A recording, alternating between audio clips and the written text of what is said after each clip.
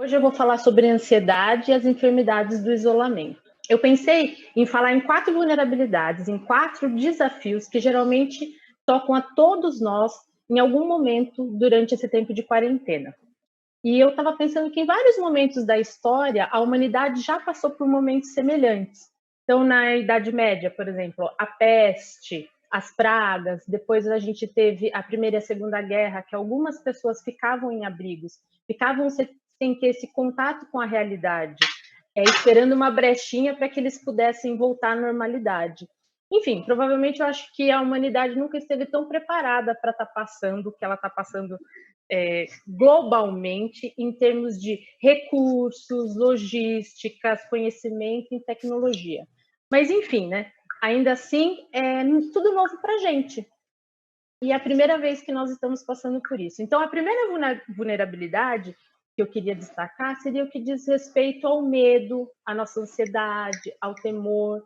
Então, algum grau de preocupação é comum, né? Mas se você percebe que isso está ficando disfuncional, que você só pensa nisso, que você não dorme mais, não consegue falar sobre outro assunto, que é como se você tivesse tido um sequestro neuronal, está fantasmado por essas ideias, eu acho que é necessário que você busque ajuda, né?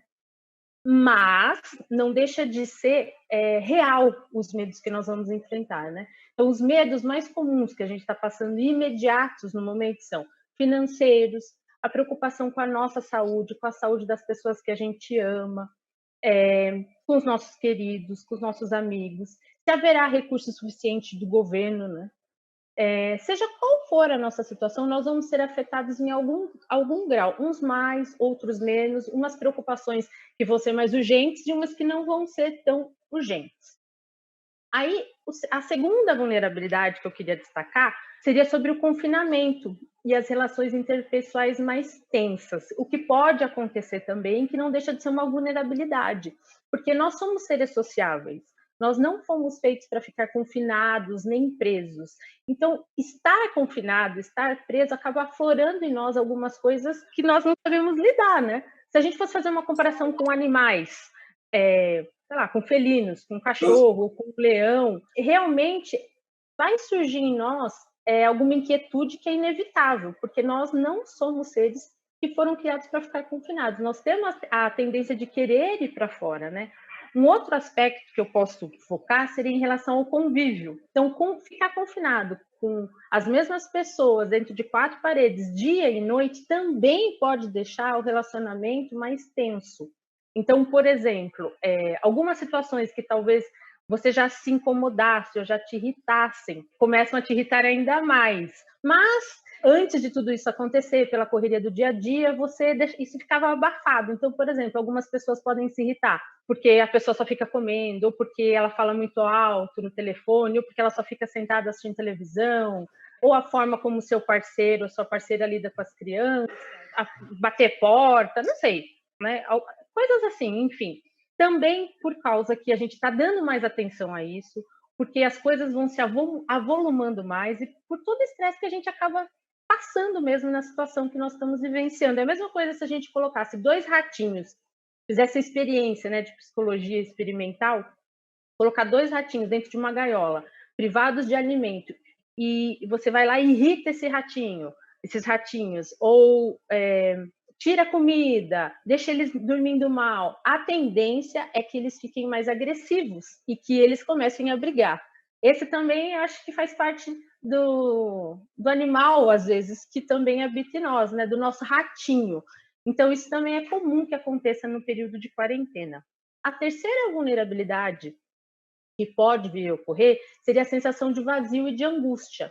Novamente, né, a maioria de nós funciona oxigenado pela vida, então, pela rotina, pela agenda, pelos deveres, as solicitações, as necessidades de circular, de sair, para o bem ou para o mal, né? Algumas pessoas têm isso de forma mais equilibrada, outras nem tanto. O fato é que quando você retira isso das pessoas, algumas pessoas no primeiro momento vão fazer maratona na Netflix, vão ler, vão ficar muito nas redes sociais, vão assistir muitos filmes, noticiários, enfim. Mas se essa quarentena se prolongar, né, a maioria das pessoas, em algum momento, pode vir a sentir a sensação de vazio, né? De impotência, de ficar preso dentro de quatro paredes. Isso pode acontecer e é normal, né? Se sentir entediado e esvaziado, sem falta de propósito por um momento. E a quarta vulnerabilidade, o quarto desafio, é em relação à indefinição. Algumas pessoas conseguem lidar com a indefinição por alguns dias, por um período. Mas é diferente se a pessoa chega para você e fala: olha, você vai perder 10% de tudo que você tem, ou o seu salário vai ser reduzido durante esse período. Por mais difícil que isso seja, geralmente, quando as pessoas têm um rumo claro, elas sabem com que elas vão ter que lidar, elas sabem com que elas vão ter que enfrentar, elas arrumam e elas conseguem se organizar de forma a lidar melhor com essa situação. O complicado para a gente é quando a gente não tem essa definição. Pode ser que dure 1 mês, 2 meses, 3 meses, 6 meses. O fato de ter muitas informações, a cada dia novas informações e muitas vezes informações desencontradas. Então, essa indefinição, essa incerteza, ao longo do período, ela solicita muito do nosso sistema nervoso. Então, esse seria o nosso quarto ponto de vulnerabilidade, o nosso quarto desafio. Aí, o que eu queria falar, que eu acho muito importante, é que a gente possa aproveitar esse momento para falar da saúde mental de forma menos estigmatizada, que a gente realmente consiga reconhecer, que a gente consiga perceber e falar o que toda essa situação causou em nós, né? Reconhecer o impacto que isso tem causado nas nossas vidas. Porque, de uma forma ou outra, nós temos que, no dia a dia, acabar lidando e negociando com as nossas emoções. Então, acaba sendo uma oportunidade para a gente poder falar disso sem tabu, né? Aproveitar para a gente ensinar os nossos filhos, ensinar as pessoas que nós convivemos e lembrar, né, que não existem só dias de sol, também existem dias chuvosos e tudo bem. Entender que a gente vai enfrentar esse período mesmo, porque ninguém está imune, né? Porque somos todos humanos. Então, vão existir momentos, talvez, que a gente sinta muito medo, muita ansiedade, raiva, irritação, que a gente fique mais abatido e que a gente consiga também ser empático, não apenas com os outros, mas conosco mesmos, né? Que a gente consiga nos acolher nesse momento e entender que tudo isso faz parte da nossa humanidade. Lógico que sentir dessa forma por um período, né? Não por um longo período, né? E uma outra coisa que eu acho que a gente tem que prestar atenção é não tentar controlar a situação. Porque se a gente quiser piorar a situação, é quando a gente tenta controlar a situação, né? Ter humildade nesse momento e abrir mão desse controle, porque nós não temos esse controle. E tudo isso faz parte da nossa vida, da nossa humanidade. Então, eu acho que é um momento importante, inclusive para a gente aprender a nomear, aprender a reconhecer os nossos sentimentos diante dessa situação. Porque se a gente não fizer isso, o que pode acontecer ao longo do percurso é um desequilíbrio emocional, né? Então, às vezes, a gente pode começar a brigar com quem está à nossa volta, entrar em pânico e também tentar não alimentar, né, essa nossa sensação. Porque se a gente começa a assistir notícia, acontece como aconteceu no começo, aquele efeito manada das pessoas, de tentar lidar com essa ansiedade antecipatória. As pessoas foram lá no supermercado e compraram todo o papel higiênico, ou as pessoas vão lá e compram muita comida, fazem estoque de comida, porque dá uma sensação de um certo controle, né? Acalma um pouco. Então, assim, não cuidar mesmo da nossa mente nesse momento. Acaba ficando ligado só nas notícias e alimentando esse sentimento, você pode deixar de dormir, tomar decisões equivocadas, porque daí você não consegue pensar de forma racional, né? Você acaba pensando de forma reativa, em forma a se defender de tudo que está acontecendo. E isso pode afetar não só a sua saúde emocional, mas de todos aqueles que estão ao seu redor. E ao invés de tornar esse momento que a gente está passando difícil, talvez ele se torne infernal. Então, a gente tem que tentar passar da melhor maneira possível. E pensar sempre que, apesar de lá fora estar um caos, a gente tem essa consciência de pensar que aqui dentro eu vou viver um dia de cada vez e vou fazer aquilo que eu consigo, o que é possível, e tudo bem. E eu pensei num exemplo, como se a gente pudesse imaginar que vamos criar uma situação análoga aqui. Se a gente pudesse pensar que a gente está no deserto do Atacama, não sei, e você tinha que ter colocado gasolina, tanto de gasolina, e você não colocou, você decidiu que não era necessário. Mas no meio do caminho, a gasolina acabou e você vai ter que andar 5, 10 quilômetros, 15 quilômetros para achar um posto e para conseguir mudar essa situação. E as atitudes que te impedem de se adaptar às novas situações são se você começa a se culpar, tá vendo? Se eu tivesse colocado, isso não teria acontecido. Ou você começa a culpar o outro. Você tinha pedido para o seu marido colocar gasolina. E ele falou, não vai precisar de tudo isso, vou colocar menos. A gasolina acaba no meio do caminho. E você começa a culpar o outro. Isso vai gerar briga. Ou lamentar o que perdeu. Quantas pessoas não tinham viagens marcadas, festas e outros planos? Não adianta ficar se lamentando pelo que você perdeu, né? Ou se vitimizar também. Fala, puxa vida, isso só acontece comigo, tá vendo? Toda vez que alguma coisa boa vai acontecer, alguma coisa acontece. Se colocar como vítima mesmo da situação, ou catastrofizar a situação, ou dramatizar, são atitudes que vão te impedir de se adaptar às novas situações. E eu acho que é muito pertinente falar da evolução da espécie de Darwin aqui, né? Que ele fala que as espécies não são as espécies mais fortes e nem as mais inteligentes que sobrevivem, mas sim as mais suscetíveis a novas situações. Então, que a gente pare para pensar nisso, né? Essa é a situação que nós estamos enfrentando agora. Qual é a melhor forma de lidar com ela? Como que eu posso deixar isso mais leve? Então, o que eu estava falando, pensando nessa situação, se você tem que chegar lá naquele posto de gasolina, mesmo que esteja sol, tenha calo no seu pé, seja difícil, você vai ter que fazer uma separação. Todos esses pensamentos que eu estou tendo durante essa trajetória, eles me impedem de me adaptar a uma nova situação. Né? Se eu culpar o outro, se eu começar a brigar, se eu ficar fazendo vítima, né? Ou vai fazer com que você se atrase, você chegue lá, o posto está fechado. Ou que você consiga terminar o seu percurso, mas de uma forma lastimável, sem nenhuma saúde emocional ou física. Então, é fundamental entender que o propósito é chegar lá da melhor maneira possível, tentando cuidar da sua saúde mental e de forma saudável. E eu separei aqui como lidar com a ansiedade. Vou primeiro ler o que aumenta a ansiedade, né? O que a gente já até tem falado. Pensar e falar constantemente na doença, né? Ficar atrás de informação em excesso, em atualização de quantos números de doentes, o número de mortos, pensamentos catastróficos, ou acreditar em tudo que você lê na internet. Eu acho muito importante pensar em estratégias para enfrentar isso de uma forma mais equilibrada, né? Importantíssimo, de novo, separar o que você pode controlar. O que a gente pode fazer no momento é ficar em casa e cuidar da higiene. Buscar informações confiáveis, acho que uma vez por dia. Tem muitos pacientes que ficam angustiados de assistir, né, de visualizar o que está acontecendo. Então, você pode buscar uma fonte confiável e ler o que está acontecendo, não necessariamente assistir. Eu acho que a gente tem que prezar por uma rotina, principalmente quem tem criança, né? Porque isso traz uma segurança para as crianças, e não só para as crianças, para nós, né? Então você pode fazer uma ginástica, você pode aproveitar para fazer uma meditação para acalmar sua mente, aproveitar o tempo para fazer curso online, para crescimento pessoal ou um crescimento profissional. Pode separar uma hora da conversa, usar a tecnologia ao nosso favor. Tem gente que faz happy hour agora pela internet, ou uma hora da conversa mesmo na sua casa, com seus filhos ou com a sua esposa.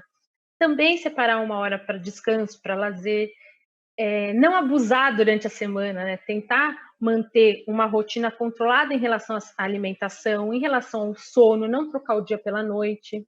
Aproveitar, sei lá, para arrumar o seu armário, separar coisas que você tinha para doar, com calma, sem estresse, fazer uma limpeza na sua mente, na sua casa, desengavetar um projeto. Importantíssimo realmente frisar para a gente não deixar nossa casa desorganizada, desarrumada, ou mesmo a gente ficar de pijama o dia inteiro, descabelada, o dia todo, largado no sofá, porque isso a longo prazo acaba trazendo uma sensação de melancolia, né? Deprime a pessoa. Então, organiza a sua casa, se arruma, passa um batom, penteia o cabelo. É importante isso para manter a saúde mental, né? Só vive o propósito. Eu gosto muito dessa frase, né? Só vive o propósito quem suporta o processo. E esse é o processo que a gente vai passar. Tem dias que o processo vai ser mais doloroso, tem dia que nem tanto, né? Mas só vai viver o propósito quem conseguir passar pelo processo, né? Mesmo com calo no pé, mesmo com sede, suor, com calor. A gente tem que ter um crivo, né? Distinguir os pensamentos que vão nos ajudar a passar por isso de forma mais saudável e os que não atrapalham, que não vão nos ajudar, né? Trabalhar de forma individual e única na elaboração desses momentos, mesmo nós estamos passando pelas mesmas coisas, mas cada um vai lidar com os recursos internos que tem na casa, né? Então a gente tem que ter empatia também nesse momento, né? Lidar com o que é possível no momento. Eu tenho atendido muitas mães, às vezes, muitas pessoas que estão trabalhando em casa fazendo home office, que a rotina ficou mais pesada, não ficou só mais calma, para certas pessoas ficou mais pesada, né? Acúmulo de trabalho. Então que você respeite também, né? Não queira fazer tudo, lide o que foi possível fazer dentro da rotininha lá, se não foi tudo bem, né? Tenha compaixão de você também nesse momento, né? Então assim, lida com o que é possível nesse momento e tudo bem. Eu acho que a gente tem que olhar, focar nos passos que nós vamos dar nessa caminhada e não olhar lá na frente, porque senão gera uma ansiedade antecipatória muito grande e de uma coisa que a gente não tem controle nenhum. Então, a gente tendo clareza de onde a gente quer chegar, fica mais fácil, porque daí a gente aguenta passar pelo desconforto, né? Apesar de ser ruim, você tem uma meta, né? Isso se chama resiliência. E ao teu propósito, a gente não dispersar, né? Porque isso é uma situação que vai passar. Eu muitas vezes comento no consultório com as pessoas que eu gosto muito de pensar na lua, né? Porque a lua tem várias fases, então a lua não vive sempre cheia, nem só minguante, né? Ela tem várias fases, e isso com certeza que nós estamos passando também vai passar. Então pense que nós temos que dar um passo de cada vez, é um dia de cada vez, e tudo bem. E nesse tempo todo que eu estava preparando, tem um texto comum e é fácil de achar do Rubem Alves, mas que eu gosto muito, que tem muita ressonância com a minha alma, né? E eu vou ler um pouquinho para vocês acompanharem comigo, que fala: complicada a arte de ver. Agora, tudo que vejo me causa espanto. Quando vejo os ipês floridos, sinto-me como Moisés diante da sarça ardente. Ali está uma epifânia do sagrado. Mas uma mulher que vivia perto da minha casa decretou a morte de um ipê que florescia à frente de sua casa porque ele sujava o chão. Dava muito trabalho para sua vassoura. Seus olhos não viam a beleza, só viam o lixo. Adélia Prado disse: Deus, de vez em quando, me tira a poesia. Olho para uma pedra e vejo uma pedra. Drummond viu uma pedra e não viu uma pedra. A pedra que ele viu virou poema. Há muitas pessoas de visão perfeita que nada veem. Não é bastante não ser cego para ver as árvores e as flores. Não basta abrir a janela para ver os campos e os rios, escreveu Alberto Caeiro, heteronômio de Fernando Pessoa. O ato de ver não é coisa natural, precisa ser aprendido. Nietzsche sabia disso e afirmou que a primeira tarefa da educação é ensinar a ver. Agora, os ouvidos dos meus ouvidos acordaram, e agora os olhos dos meus olhos se abriram. Eu acho que esse texto é lindo, tem muita ressonância com a minha alma. E eu acho que a gente pode pensar nessa situação como nós vamos querer olhar para essa situação, né? Como a vizinha que enxergou só sujeira, ou como enxergar a beleza para além, né? O que nós podemos aprender? Eu acho que numa situação de crise, ela sempre vai ter uma solução, um prazo de validade e uma lição que a gente pode tirar disso. E tudo isso que está acontecendo sirva como oportunidade para a gente realmente enxergar as nossas prioridades, os nossos relacionamentos, como que a gente tem lidado com tudo isso, né? Eu acho que é tempo de ouvir-se, em primeiro lugar, ouvir sua família, perceber que as experiências podem ser muito ricas também, não é tudo ruim, né? Então, acho que é um momento de ressignificação e da gente perceber o que realmente importa na vida. E perceber também que a gente não está sozinho. Eu achei essa imagem muito didática para a gente entender o que eu estou querendo dizer, né? Quem eu quero ser durante o Covid-19? A primeira, porque quando o ser humano está na zona de conforto, ele permanece sempre da mesma forma, né? Precisa ter um desconforto para a gente mudar de posição e crescer e aprender. Ele divide em 3 zonas. A primeira zona é a zona do medo, que diz respeito a compras de pânico, do efeito manada, quando você se irrita facilmente, quando você armazena papel higiênico, comida, medicamento que não precisa. Uma segunda zona, quando você já deu uma crescida, você começa a soltar o controle, entende que você não tem controle nenhum e aceita isso. Deixa de consumir o que não faz bem, desde notícias e alimentos. Reconheço que todos estamos tratando de dar o melhor de nós mesmos diante de uma situação complicada, né, que nós estamos aprendendo e que vão ter momentos que talvez você tenha que descarregar, mas que sejam períodos e que um está ali para ajudar o outro, né? E a última zona seria a zona ideal, que seria a zona de crescimento, que é quando eu encontro um propósito, eu aguentei passar por esse processo, eu penso no outro e como posso ajudá-los. Eu agradeço, porque em meio a tudo isso tem várias situações, né, de vulnerabilidade. Tem pessoas que nem água têm para lavar as mãos. E eu vivo o presente, eu vivo a cada dia, eu não penso a longo prazo, eu vivo o dia de hoje. E uma coisa que a gente estava refletindo, alguns colegas, é que o brasileiro, de forma geral, sempre tem aquela forma de dar um jeitinho, né, brasileiro, ou de tentar tirar proveito, ou de esperar que se faça alguma coisa, que as autoridades deem a solução, mas eu tenho percebido um movimento muito legal, um movimento de irmandade mesmo, de solidariedade, de preocupação uns com os outros, da própria sociedade tentar ajudar o outro, né? Então, isso tem se aflorado de uma forma bem forte. E se você está passando por esse momento e você está achando que você está pesado para você, você não está conseguindo, você não precisa passar por esse momento sozinho. Existem várias redes que estão disponibilizando trabalhos gratuitos, como a conexão afetiva, a psicologia solidária, principalmente para as pessoas que estão atuando na linha de frente da saúde, que também precisam ser cuidados. Tem as relações simplificadas, tem o Centro de Valorização à Vida, a CVV, né? Ele realiza apoio emocional e prevenção ao suicídio. Até esqueci de colocar o número, acho que é 188, se não me engano. E vigilantes do sono, porque tem gente que acaba também perdendo o sono. Então, você não precisa caminhar sozinho, porque estamos todos no mesmo barco. E eu queria agradecer a oportunidade de estar aqui conversando com vocês e lembrando que a gente não está sozinho.